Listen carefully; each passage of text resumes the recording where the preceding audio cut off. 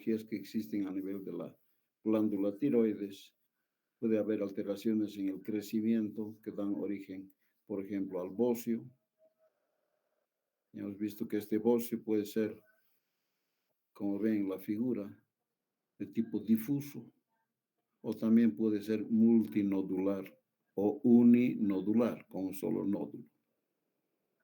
Otro tipo de alteraciones son las alteraciones funcionales en relación a la producción de hormonas tiroideas T3 y T4, que si están elevadas van a producir el hipertiroidismo y si están disminuidas el hipotiroidismo, y en un estado normal que se llama eutiroidismo. En relación a la cirugía de la glándula tiroides, entonces, ¿cuáles son sus indicaciones? Tenemos el cáncer de glándula tiroides, el hipertiroidismo, cuando hay síntomas de presión sobre la glándula o el esófago, o sea, regional, cuando hay una tiroides retroesternal, por motivos estéticos y también en el bocio endémico. La evaluación diagnóstica, entonces, en relación a las alteraciones funcionales y a las morfológicas. Vemos la disfunción tiroidea que requiere cirugía. En este caso, hablamos del hipertiroidismo, específicamente de la enfermedad de Graves, que es el bocio tóxico difuso no nodular, ¿no? Es difuso. Tenemos el adenoma tóxico, que es un solo nódulo, o también la enfermedad de Plummer, que es un bocio multinodular tóxico. La enfermedad de Graves, sabemos en su patogenia, que es un defecto de la inmunidad mediada por células, en cuyo caso hay un déficit de T3 y T4 a un principio, que van a estimular al eje hipotalámico hipofisiario, con gran producción de TSH para aumentar la producción de hormona tiroidea.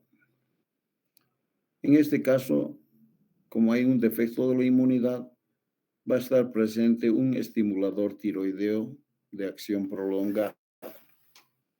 Ya sabemos cómo se produce el mecanismo de la producción de las hormonas, con captación de yodo y de la tiroglobulina, donde finalmente se forman las hormonas, que después pasan a la sangre.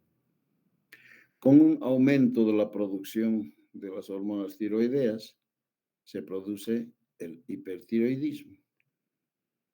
Pero cuando hay un hipermetabolismo de estas hormonas, se va a transformar en lo que es la enfermedad de Graves. Recién, con crecimiento de la glándula, o sea, un bocio, además de síntomas generales del hipertiroidismo que ya los hemos visto, síntomas oculares como el exoftalmos, así como el edema pretibial. Entonces, en esta enfermedad de Graves existe un estado hipermetabólico y además depósitos anormales de mucopolisacáridos. Este estado hipermetabólico va a producir sintomatología específica, que son las palpitaciones, la sudoración, la intolerancia al calor, la irritabilidad, insomnio, estado de nerviosismo, reducción del peso, fatiga. Y a nivel local existe el crecimiento de la glándula con presencia de un bocio. Es importante este crecimiento y la irrigación, que inclusive se puede tener un soplo audible a nivel de la glándula. Y se acompaña también de temblores y de arritmias. principalmente de la fibrilación auricular. Tenemos también en el examen a estos pacientes una ampliación de la hendidura interpalpebral. Vean los ojos, ¿no? Tenemos un exoftalmos importante, hay un edema palpebral, hay una quemosis, que la quemosis es una irritación de la conjuntiva ocular y formación como si fuese una ampolla con un líquido a nivel conjuntival. Luego hay un edema pretrivial y la acropaquia, que como ven en la figura son los llamados dedos en palillo de tambor, que es aparentemente por la disminución del oxígeno a nivel pulmonar. Entonces, en esta enfermedad de Graves, para tener el diagnóstico, debemos tener primero un aumento de las concentraciones de hormonas T4 y T3, un aumento en la captación de yodo radioactivo en la gammagrafía de yodo 123, como ven en la figura. Es un bocio difuso. No hay nódulos, es un bocio difuso. Hay disminución del colesterol y aumento de la glicemia y la fosfatasa alcalina. El manejo de la enfermedad de Graves, como ya habíamos visto, existe un tratamiento médico. Existe el yodo radiactivo, o sea, el yodo 131, que se administra en forma oral. No se debe dar este medicamento en el embarazo, porque tiene radiación.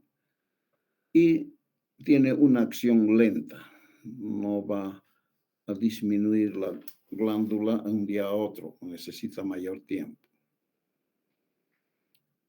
El otro tratamiento médico que también hemos visto son los medicamentos antitiroideos, principalmente el propiltiuracilo y el metimazol, que es el más utilizado.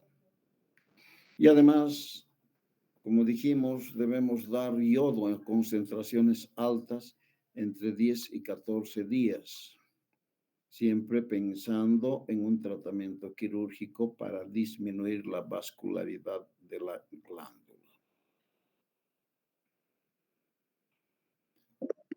Y aquí ahora vemos el tratamiento quirúrgico. Tratamiento quirúrgico para la enfermedad de Graves. Ya sabemos que la enfermedad de Graves no es una enfermedad maligna. Por lo tanto, podemos realizar una tiroidectomía subtotal lateral. O sea, con la finalidad de poder dejar unos 4 a 5 gramos de tejido tiroideo para que no quede con hipotiroidismo. Esto se puede hacer. En casos más severos se puede utilizar la tiroidectomía casi total, como ven aquí en las figuras, o inclusive la tiroidectomía total. ¿No es cierto? Depende de cada caso, se debe estudiar en forma individual. Ese era el tratamiento médico. El tratamiento quirúrgico. ¿En qué situaciones vamos a indicar la cirugía en la enfermedad de Graves? En el fracaso del tratamiento médico, donde se ha intentado por un año o más su tratamiento.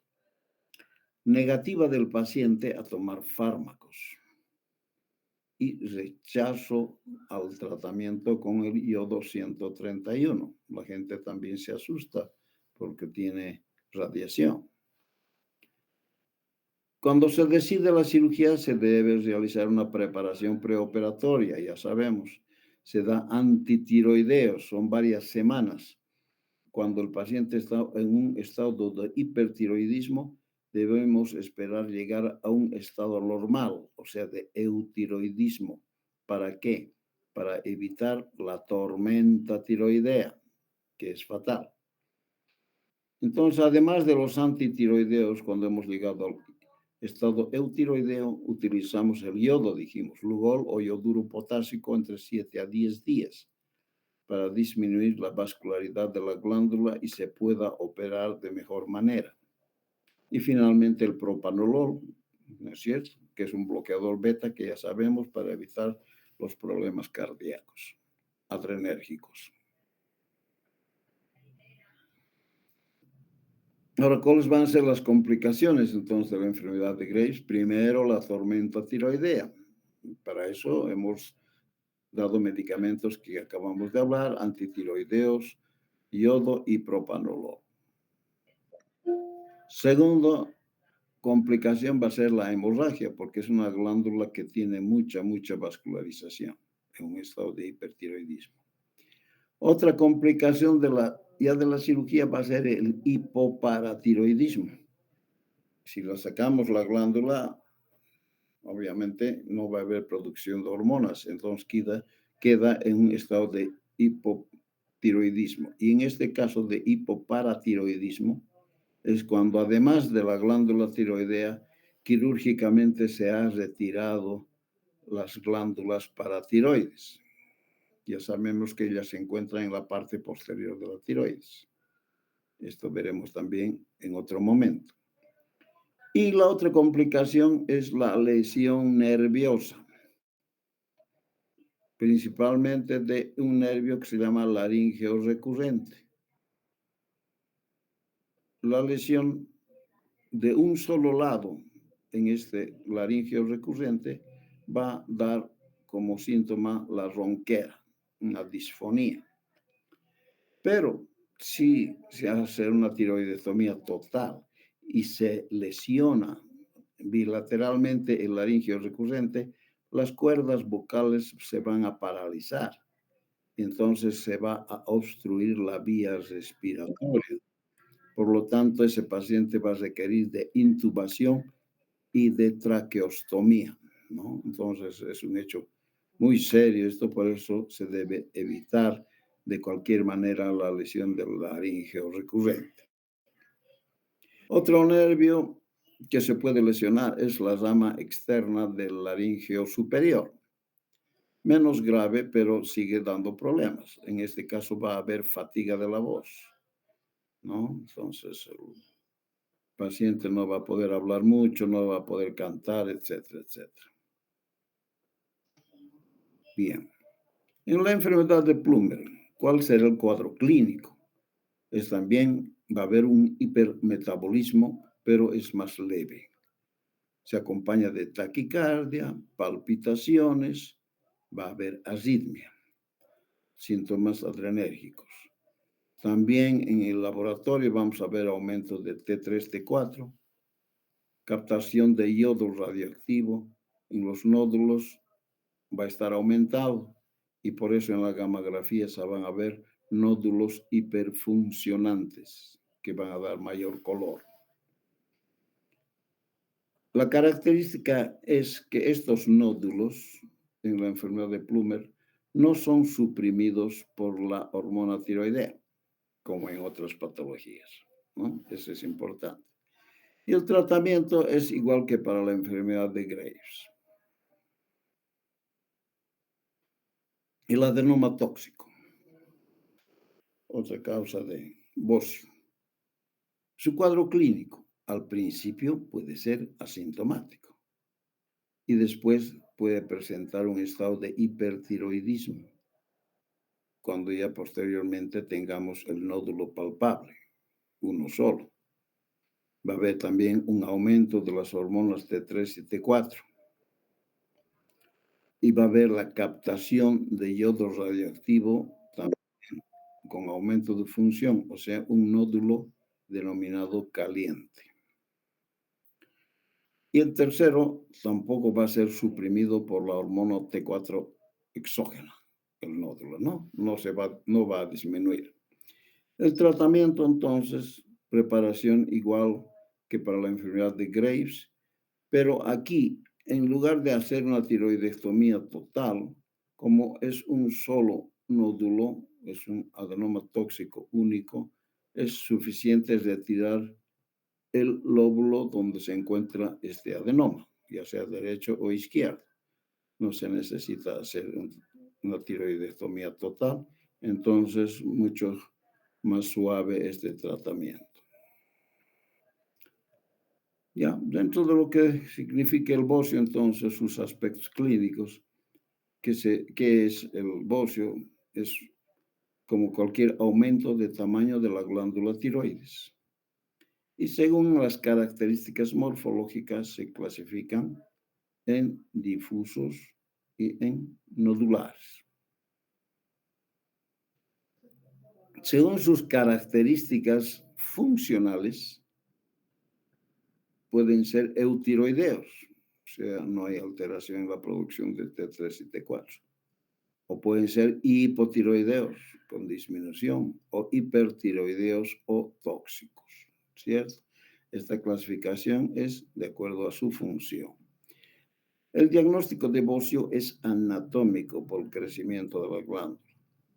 Una glándula normal de tiroides pesa, como dijimos, 20 gramos en el sexo femenino y 25 gramos más o menos en el hombre. La clasificación semiológica de los bocios según la Organización Mundial de la Salud clasifica en un 0A con una tiroides no palpable o palpable con dificultad, como estamos viendo aquí en la figura. 0B, tiroides se palpa con facilidad, pero no se ve al hiperextender el cuello. Clasificación 1. Tiroides fácilmente palpable y visible con el cuello en hiperextensión. Un nódulo único con tiroides normal se incluye en este grado, como ven aquí, ¿no? Clasificación 2. Tiroides palpable y visible con el cuello en posición normal, ¿no es cierto? Clasificación 3, tiroides visible a distancia. Entonces se observa la tiroides. Y en el 4 es un bocio gigante, ¿no es cierto? Es la clasificación semiológica de la OMS. Dentro del diagnóstico entonces del bocio, también se puede realizar mediante técnicas de imagen, como la ecografía, la tomografía axial computarizada y la resonancia nuclear magnética del cuello. Entonces, los buzos, dijimos, los bocios pueden ser difusos o nodulares. Entonces, difusos tenemos bocio simple o coloideo. Las tiroiditis también tienen bocio, pueden ser agudas, subagudas y crónicas. Y los nodulares, bocios nodulares, bocio multinodular difuso o también un uninodular. El bocio simple o coloideo es el resultado, vean ustedes, de la proliferación de los folículos tiroideos en respuesta a la carencia de yodo. Entonces, ¿qué va a pasar aquí? Al no haber T3, T4, entonces se va a estimular el hipotálamo, el eje hipofisiario tiroides y con producción de TSH, y que va a estimular continuamente a la glándula tiroides, y eso, el resultado es la proliferación de los folículos tiroideos. La dificultad para la síntesis de hormonas tiroideas determina aumento de TSH, hormona tiroestimulante, que induce a una hiperplasia glandular, ¿no? Ese es el bocio simple coloideo. Y su tratamiento, podemos administrar hormona tiroidea. Como el eje no está dañado, al administrar hormona tiroidea va a disminuir el TSH y va a disminuir la hiperplasia glandular tiroidea. Las tiroiditis, tenemos las tiroiditis de Hashimoto, de Kervin y la aguda. La tiroiditis de Hashimoto es la forma más frecuente de bocio e hipotiroidismo en áreas con suficiente yodo. Estas pueden tener dos aspectos de presentación clínica. Hashimoto con infiltración linfocítica y bocio, o la de Riedel, que es caracterizada por la forma atrófica con predominio de fibrosis.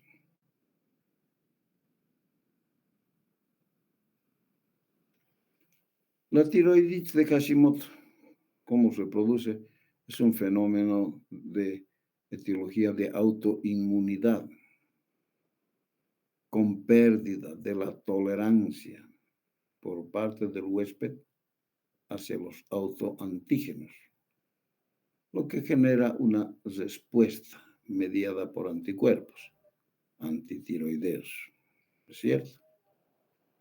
Es generalmente secundaria a una infección viral que genera una proteína similar a las proteínas tiroideas, denominado epítope, y desencadena una reacción cruzada con los linfocitos T. ¿No es cierto? Ahí está el problema. Entonces, estos complejos inmunitarios, las proteínas tiroideas, funcionan produciendo infiltración de linfocitos o de fibrosis. Las células foliculares presentan proteínas con complejos de histocompatibilidad 2. ¿Ya? El interactuar en forma más eficiente y estrecha con los linfocitos T, ahí está el problema, y producen infiltración de linfocitos o en caso contrario también la fibrosis. Esta tiroiditis de Hashimoto en su prevalencia es una patología común. Un 45% de las autopsias se observa esta lesión en el sexo femenino y en un 20% en los hombres, y presentan cierto grado de infiltración. En nuestro medio no tenemos datos. Hay países como en Estados Unidos que a la gente que muere les hacen autopsias por diferentes causas, pero casi a todos, y ahí encuentran muchas lesiones que no se pensaba que hubiese en las glándulas tiroides, y por eso tenemos estos resultados. En nuestro medio, las autopsias son hechos muy raros, ¿no? En cuanto al diagnóstico de Hashimoto, sabemos que hay anticuerpos, y de los cuales tenemos las antitiroglobulina elevadas en un 60% y antiperoxidasas en un 95%. Y han visto esto con la formación de las hormonas tiroideas, que cada uno de estos tiene su importancia.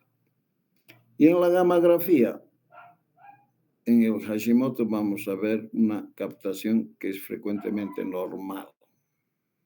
Y en la ecografía tiroidea vamos a tener un patrón con áreas hipoecogénicas. El pronóstico de la tiroiditis de Hashimoto es bueno, dado que el hipotiroidismo, que es el resultante de esta enfermedad, es de fácil tratamiento con terapia de sustitución con tiroxina. Entonces, toma diaria de tiroxina con una dosis adecuada va a curar a estos pacientes. Se puede lograr hasta un 30% de disminución del tamaño del bocio los primeros 6 meses de tratamiento con hormona tiroidea. ¿Cuál es la relación del Hashimoto con cáncer tiroideo? La frecuencia de carcinoma diferenciado en tiroiditis de Hashimoto varía entre 0,5, como ven, hasta el 23,7%. A tomar en cuenta siempre, ¿no? La otra que tenemos es la tiroiditis de Carvine, cuyos aspectos clínicos nos van a mostrar a un paciente que se queja de dolor a nivel del cuello y la presencia de un bocio simple. Más frecuente en el sexo femenino, 5:1. La edad de los pacientes está entre 40 a 50 años y representa entre el 5 al 6% de las enfermedades tiroideas. En su etiopatogenia, igual que la anterior, probablemente sea de origen viral, con una historia previa de infección de vía aérea superior. asociado más a un malestar general, dolores musculares, como brote estacional en verano. En relación a qué virus, al virus Coxsackie, adenovirus, influenza, virus parotidio. Tal vez mucha gente ha tenido estos problemas y nunca ha sido diagnosticado.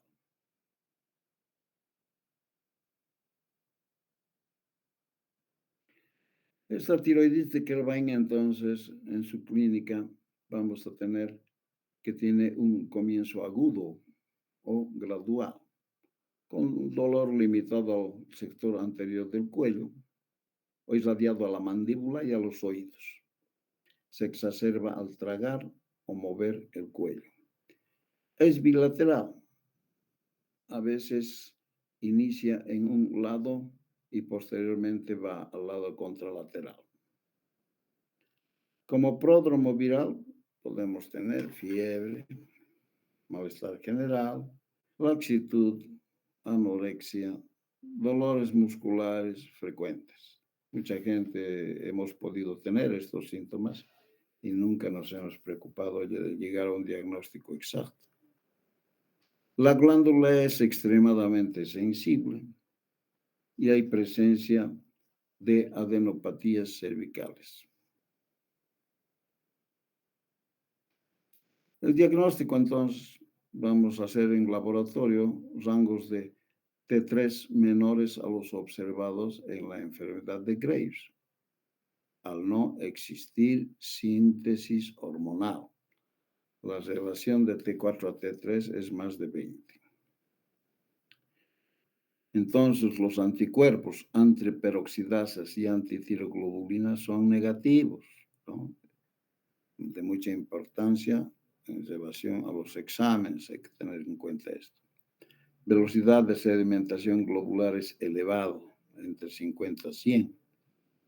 Y a la hora es un elemento muy característico, no presente en otras tiroiditis. También hay leucocitosis y discreta anemia. PCR, proteína C reactiva, está francamente elevada. Y en la ecografía tiroidea, ¿qué vamos a ver? Áreas hipoecogénicas, sensibles al paso del transductor y cambiantes con la evolución de la enfermedad, y asociado a la presencia de adenopatías, que son características, dato importante. En relación a la medicina nuclear, seguimos en el diagnóstico. Tenemos una captación de yodo menor al 2% a las 24 horas en la fase tirotóxica. Es una de las pocas causas con tirotoxicosis con captación baja. Importante. El tratamiento es absolutamente dependiente de los síntomas. Se administran antiinflamatorios, salicilatos, se pueden emplear esteroides cuando la inflamación es muy grave, signos de tirotoxicosis sintomática con beta bloqueadores y periodo de hipotiroidismo muy prolongado o severo que puede emplear terapia con tiroxina. Ahora pasamos a la tiroiditis supurativa aguda. Es un trastorno poco frecuente que resulta de la diseminación hematógena de microorganismos a la glándula tiroides. Clínicamente, el paciente se queja de dolor e hipersensibilidad a la palpación de la región tiroidea. Hay un tumor inflamatorio en uno o ambos lóbulos de la glándula tiroides. Se presenta generalmente en pacientes con inmunodeficiencia, ¿no? Este dato es importante. Entonces va a haber presencia de bacterias, va a haber estafilococos y estreptococos, ¿no? Eso producen la tiroiditis supurativa aguda. El diagnóstico entonces lo haremos por punción y toma de muestra y se hace estudio bacteriológico. Una vez hecho el diagnóstico, entonces se hace el tratamiento. Como es un caso de supuración aguda, se debe emplear un drenaje, ¿no?, que vacíe todo el material purulento y el uso de antibióticos adecuados. Se debe hacer cultivos, antibiogramas, etc.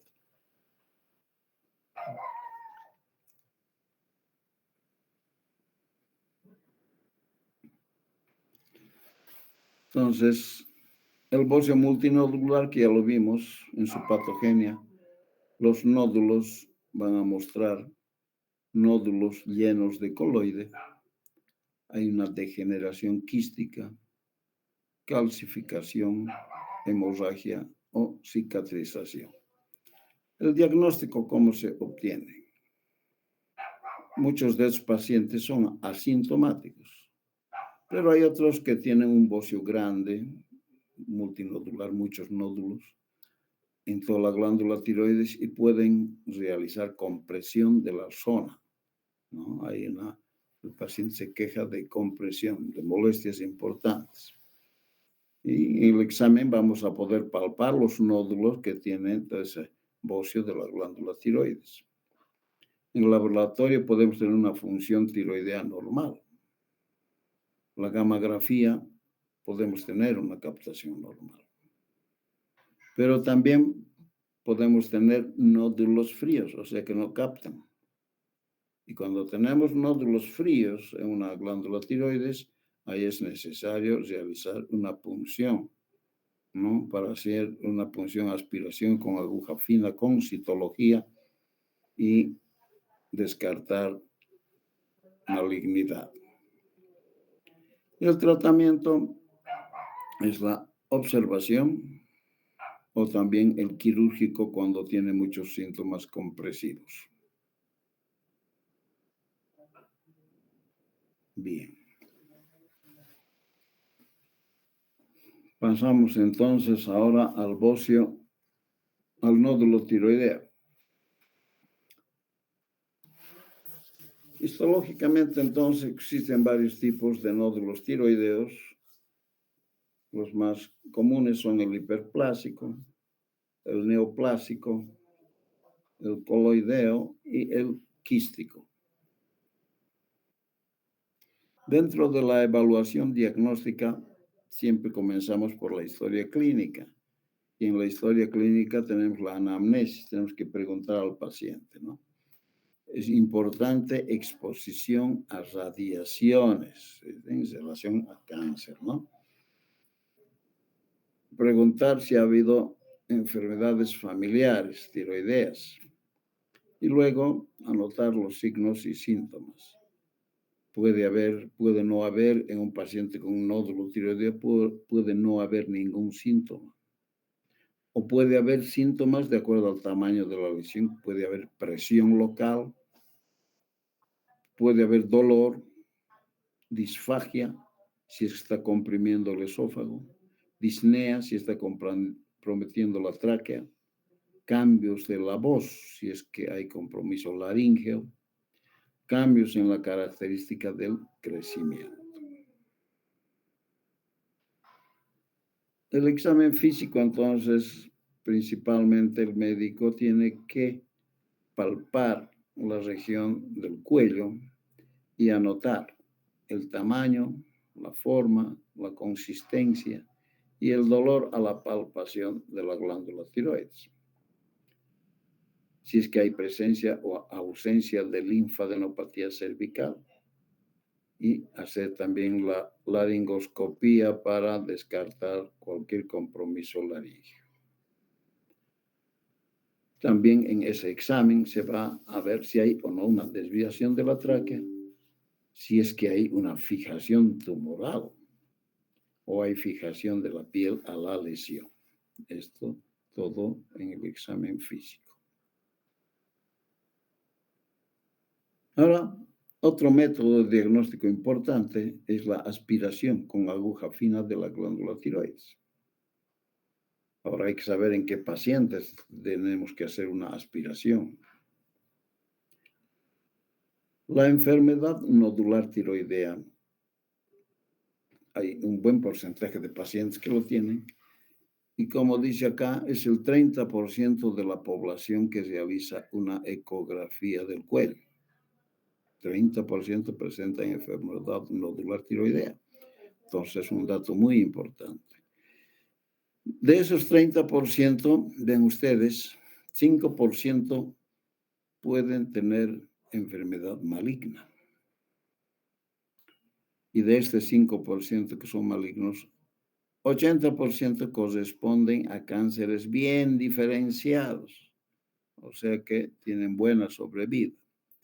Entonces, la mortalidad y el tratamiento quirúrgico, o sea, la mortalidad en pacientes tratados quirúrgicamente es menor al 5% a 40 años de seguimiento. Vean ustedes, es una gran sobrevida, ¿no? Entonces, esta aspiración con aguja fina de la glándula tiroides es muy útil. Es la principal herramienta para el diagnóstico diferencial de los nódulos. Vamos a ver si ese nódulo requiere cirugía o no requiere cirugía. Entonces, ¿cuáles van a ser las indicaciones? Los nódulos solitarios, la presencia o crecimiento de un nódulo durante la terapia de inhibición. Si un paciente está recibiendo hormona por algún motivo y aparece un nódulo, entonces se debe puncionar. Y obviamente frente a una duda diagnóstica. La obtención del aspirado debe ser bajo visión ecográfica, principalmente si es un nódulo pequeño, ¿no? Porque a veces no se puede palpar porque es pequeño, entonces se hace con guía ecográfica para ver dónde uno está introduciendo la aguja en el cuello. ¿Y para qué se utiliza entonces esta visión ecográfica, esta ayuda de la ecografía? Para optimizar la calidad de las muestras y para disminuir en forma sustancial el número de muestras insuficientes. Es importante, porque uno manda al laboratorio y dice, muestra insuficiente. Entonces, esta punción, aspiración con aguja fina, la vía de abordaje preferida es en la línea media, como ven en la figura. La punción se realiza con una jeringa desechable corriente de 10 centímetros cúbicos, con agujas que son de 19, 21, 23, 25. Entonces, uno cuando va a hacer la punción está con la ayuda ecográfica y va a tener unas 5 jeringas con diferentes tipos de agujas. Ninguna jeringa que haya sido utilizada una vez en esta punción puede volver a ser utilizada. Por eso es que tenemos que tener más o menos 5 jeringas ahí para realizar las punciones. Como ven aquí en la figura, aquí está la aguja.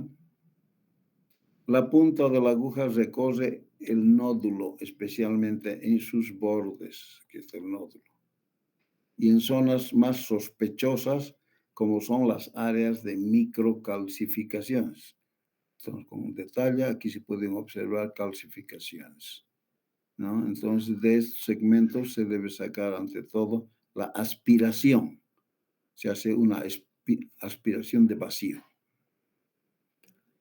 Uno tiene con la aguja ahí en el cuello, entre 5 a 20 segundos la aguja debe ser retirada, no hay que tener más tiempo. Y el material que se obtiene con esa jeringuita va a ser depositado en las láminas de vidrio, extendido y fijado como ven aquí en la figura, ¿no? Vidriecito ahí, se lo va a vaciar el contenido de la jeringa de la aguja y se lo extiende. Luego de retirada la aguja, todas las veces que tiene que hacer el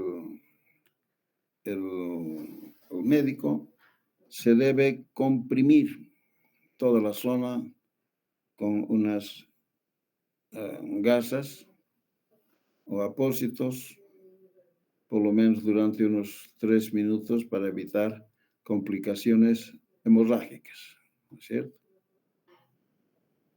Ahora bien, el resultado de la obtención que hemos tenido con esta punción aspiración con aguja fina, el patólogo nos puede informar qué cosas, que puede ser benigno, o sea, negativo para malignidad, como un bocio coloideo, como quistes coloideos.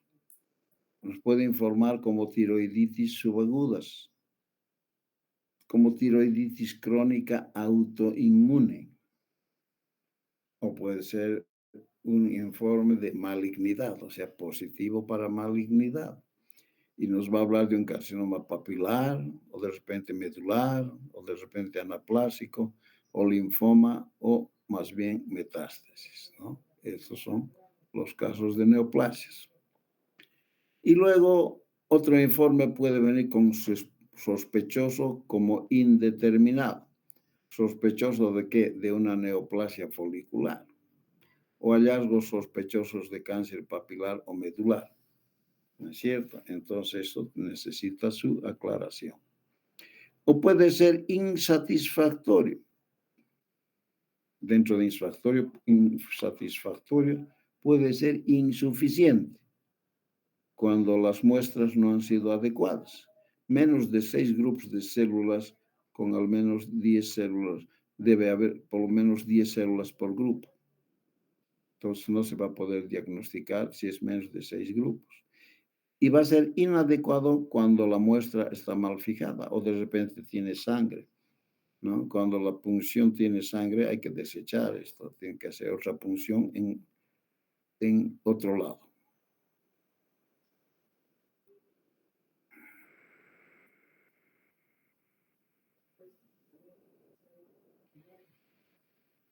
Pasando a otro medio de diagnóstico, entonces tenemos la gammagrafía tiroidea. La gammagrafía tiroidea para estos bocios, entonces, no es una herramienta de diagnóstico absoluta e indudable. Ayuda, pero no es totalmente determinante.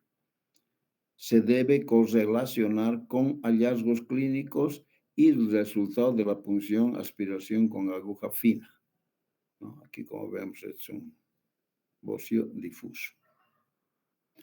Los nódulos tiroideos entonces pueden ser desde el punto de vista estructural únicos o múltiples. Único, como en este caso, o pueden ser múltiples, como en este otro caso. Además que pueden ser sólidos o pueden ser quísticos. ¿Así es? Esos son los datos aclaratorios de esta gammagrafía. Y según el comportamiento fisiológico gammagráfico, estas lesiones pueden ser funcionantes, como en este caso que se ve el nódulo que está coloreando muy intensamente. A estos nódulos funcionantes se los vienen a llamar también nódulos calientes. Y los no funcionantes, como en este caso, si ustedes ven en toda la parte inferior, aquí hay un nódulo, pero no está captando. Entonces, es no funcionante y a él se los llama fríos o no funcionantes. Entonces, calientes o funcionantes, fríos o no funcionantes. Y cuando tenemos un nódulo frío, sí o sí hay que hacer punción para descartar cáncer.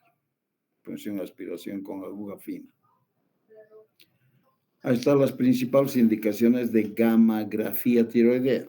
Se va a hacer para determinar el estado funcional de la glándula, para diferenciar entre enfermedad difusa o nodular, para ver la localización de los nódulos tiroideos, para determinar el grado funcional de los nódulos, definir autonomía de los nódulos funcionantes, detección de tejido tiroideo ectópico o remanente.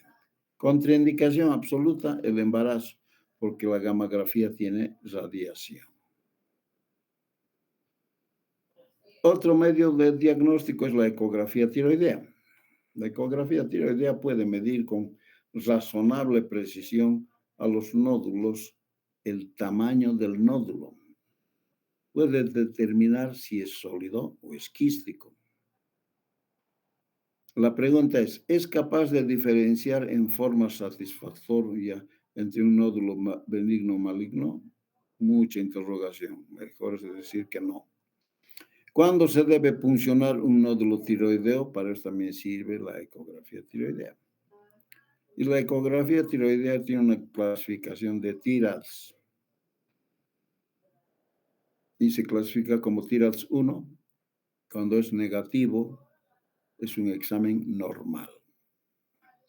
Categoría de TIRADS 2 significa hallazgos benignos, 0% de malignidad, como por ejemplo en las tiroiditis de Hashimoto, tiroiditis de Kerbein típico, enfermedad de Graves, quistes coloideos, nódulos con calcificación periférica, nódulo totalmente calcificado, nódulo hipoecogénico coloideo fibroso, con exámenes anteriores disponibles y hablando la presencia de un quiste al mismo nivel.